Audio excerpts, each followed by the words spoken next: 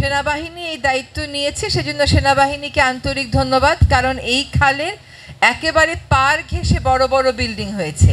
এখন এই খালটা খনন যখন করা হবে, এটা কিন্তু বেশ ঝুঁকিপূর্ণ একটা কাজ। সেই জন্য আমরা সেনাবাহিনীর সাথে কথা বলে তাদেরকে এই কাজটা দিয়েছি।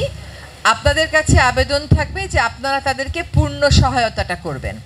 এই খালটা অন্য খালগুলোর মতন না, এটা বুড়িগঙ্গা এবং তুরাগ দুইটা নদীকে সংযুক্ত করে, ফলে পরিবেশগত বিবেচনায় এইটার কিন্তু গুরুত্ব অন্য রকমের। এখানে যে প্রেজেন্টেশনটা দেয়া হলো, সেখানে খালের পানিকে খুব সুন্দর নীল দেখানো হলো।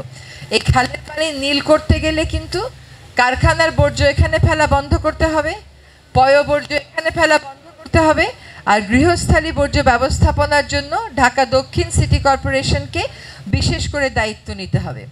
যে কাজগুলোর কথা সেনাবাহিনীর পক্ষ থেকে এখানে উপস্থাপন করা হলো, তাদের কাছে আমার আরেকটা অনুরোধ থাকবে যে এখানে একটু ময়লা আবর্জনা ব্যবস্থাপনার জন্য কোন কোন পয়েন্টে ঢাকা দক্ষিণ সিটি কর্পোরেশনকে ডাস্টবিন ফেলতে হবে, কিভাবে তারা কালেক্ট করবে, এই জিনিসটা একটু ঠিক করে দিয়ে, নতুবা আপনাদের আমাদের যে কষ্ট সেটা কিন্তু শেষ পর্যন্ত আর দীর্ঘস্থায়ী হবে না।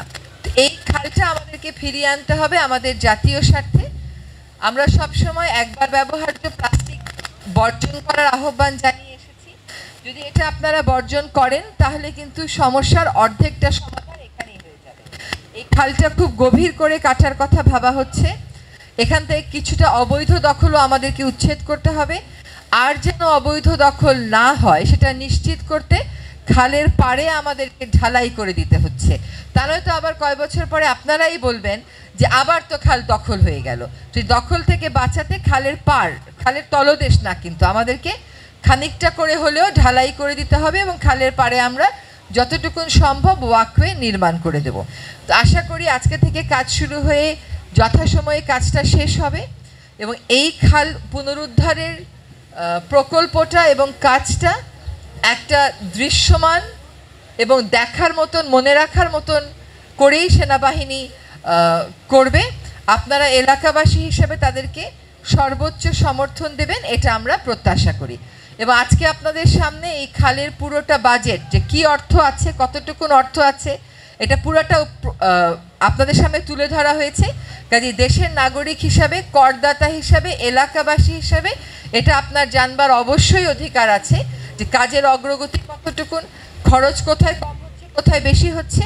এটা আপনারা সেনাবাহিনীর সাথে অবশ্যই যোগাযোগ রেখে এটা নিশ্চিত করবেন যে আপনাদের টাকাটা ঠিকভাবে আমরা ব্যবহার করি মতন। আমাদের সময় খুব কম, আমাদের যেটুকুন সময় আছে তাতে কাজটা আমরা শুরু করে দ্রুততার সাথে এগোবার চেষ্টা করব, কিন্তু পুরো কাজ শেষ করতে করতে আমিও আপনাদের কাতারে চলে যাব, জাহাঙ্গীর ভাইও আপনাদের কাতারে চলে যাবে। তখন কিন্তু আপনাদের সাথে মিলে দেখতে আমাদের আরও বেশি সুবিধা হবে। তো আমরা সুভাদ্রা খালটাকে আবারও তুরাগ এবং বুড়িগঙ্গার সাথে প্রবাহমান করে সংযুক্ত করে দিতে চাই। এটাই হোক আমাদের প্রত্যয়।